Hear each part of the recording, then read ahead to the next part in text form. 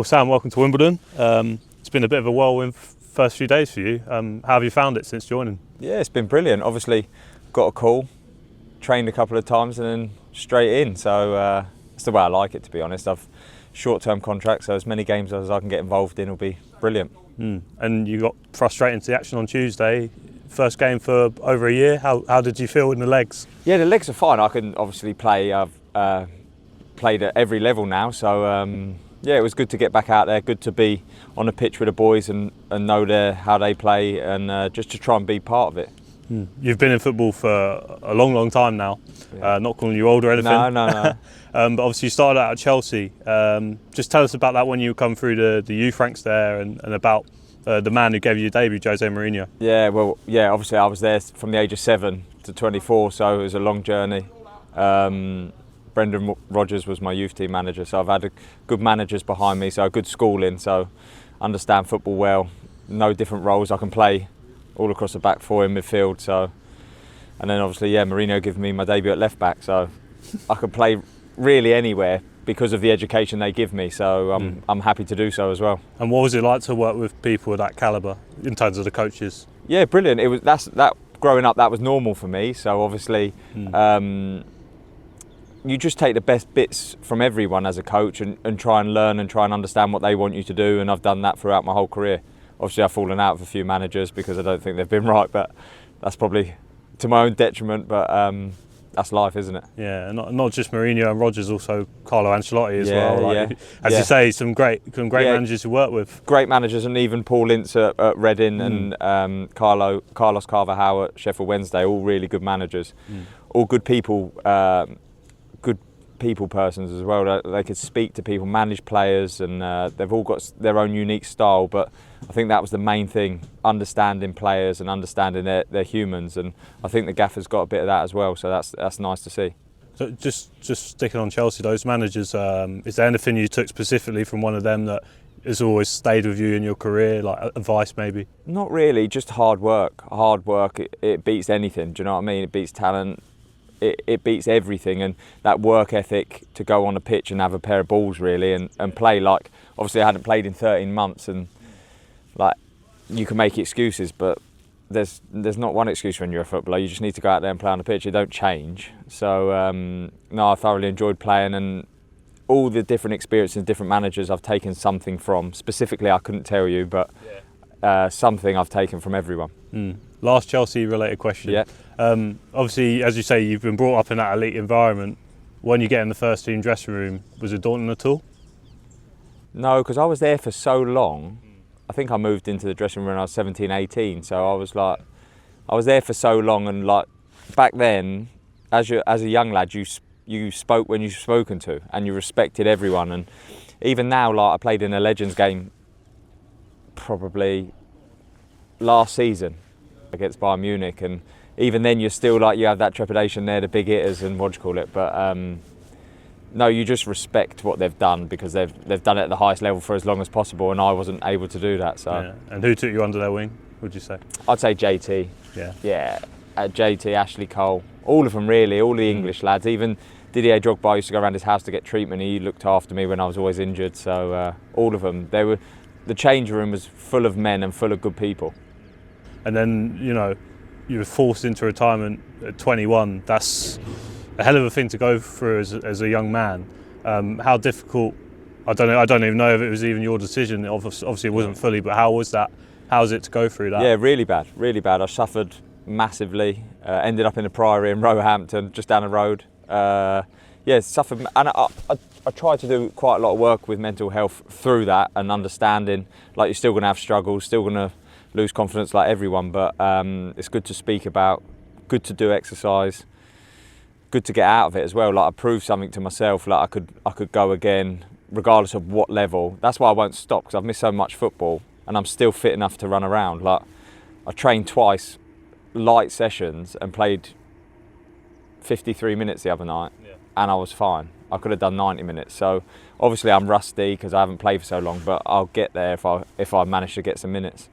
That time when you were around 21, did you ever think you'd play again? Or was it a case I didn't of want to play again. I didn't want to play again, and then I've said it quite a lot, but one of my mates was getting treatment in the pool, and the physio was like, "Oh, you look in shape, you should go again." And I was like, "No, I don't want to." And then Darren Campbell come in, the ex-sprinter, and helped me change my gait, and then I started taking tablets, and then I just got more stubborn and thought, this ain't going to break me, so just cracked on. Yeah, and how did it feel to get back on the pitch? At the time, I never wanted to play for Chelsea again. And then 6 months later, I was back in the first team. And I was like, oh, where is this going? And then, I got sent out on loan to Forest, went back to Chelsea, had a bad injection, and that put me out for the rest of the season, so it sort of messed it up again. But mentally, I was able to cope with it. And all the setbacks that I've had, I cope with now because I've taken control of my own career. So, like, even when I've fallen out with managers, as much as it's not been my will to do that, and I've done everything not to do that, I'll take that on the chin because I've believed in what I believe in, and that's fine with me. And it might be detrimental to my career, but inevitably I've got to be mentally strong enough to cope with that, and I think I've done that, and I'm happy where I'm at the moment. And tell us about the experience going on loan to Vitesse, because a lot of young Chelsea players at that time went there, so I suppose you would have got advice from your colleagues about going on loan there and what to expect. What was that like? I didn't actually. Little did I went to see a physio out there. So they loaned me out to see a physio to get my knee right. And the physio was unbelievable, and he got me right. I wasn't meant to play till January, and he got me right in 6 weeks. So then I was fit, and then I didn't play. And like, I'd wasted so much time. I didn't want to go there anyway because I'd just had a 3-week-old baby. So we took her out there, and then it was just a nightmare. Then they moved home. And then I was just like, I'm going home. And that was my career at Chelsea done because of me not staying at Vitesse. I could have stayed out there and stayed longer at Chelsea, but then I got sent out to Wednesday, and it's probably the best thing I've ever done. Yeah, no, talk about your time at Wednesday. You were really popular with the fans there. Yeah, I loved Wednesday. Like, I would probably say as much as Chelsea's my club, Wednesday's like my club. I spent 8 years there. My 2 boys were born in Sheffield. We was very much part of the community, and everyone at the club, like, really good to me, really good to me. The fan base was brilliant. They knew what they got with me. So then I started playing in midfield when I was 24. So just started running around kicking people. Yeah, and then you went to Paphos briefly. It was a bit of a surprising move, like, because you'd obviously been so long at Wednesday. Yeah. Just talk about that. Did it not work out for you? Well, so I moved there because I fell out with Gary Monk, and then I had America. But my wife didn't want to go because there was a lot of trouble at the time in America. So with the kids, they didn't want to go. And then, so I moved to Paphos by myself. And then it just wasn't right. And then obviously Gary Monk got the sack, and I went straight back to Wednesday. Fair enough. I saw a great quote from you looking at your Wikipedia page, because that's where we get all the info for these questions. Yeah. You said since recovering from your knee injury, you'd become even more full-blooded. I think you're talking about tackles there. So how much do you enjoy the physical side of the game? Well, yeah, massively, because when I was growing up, I was a cultured centre-back that always was, or right-back that was smaller but really aggressive. Yeah. And it was always a massive thing to me to go and make a mark. So whenever I trained with the first team, that's the first thing I did. I was horrible. And then I got put into midfield at Wednesday. The first time I played on my debut, I think we played Huddersfield away, and I got man of the match. And from then on, I think they thought I was a midfielder. And I just carried on playing midfield for them, and that was my job. We had people like Baz on the ball, Barry Bannon, that was great on the ball. So obviously I can play as well, which people don't really realise. But whatever job I'm needed to do, I would do. So if the manager asked me to do anything, I'm happy to do that. So I love the physical side of it. I miss that. I've got a lot of aggression inside me. So as much as I am not the biggest, I love that aggression. I love it. Oh, we look forward to seeing that on the pitch. Yeah. You signed a 1-month deal here. Is your target to secure a longer one? Well, yeah. See, I just want to stay fit and play, and wherever that takes me, if it takes me for a new contract here or if it takes me somewhere else. Yeah. But I would say I'm a very loyal person, so if I do well, Wimbledon give me the chance to get back into football, so I would be more than happy to stay here. Yeah. As we've obviously spoken about, you've experienced a lot in football already.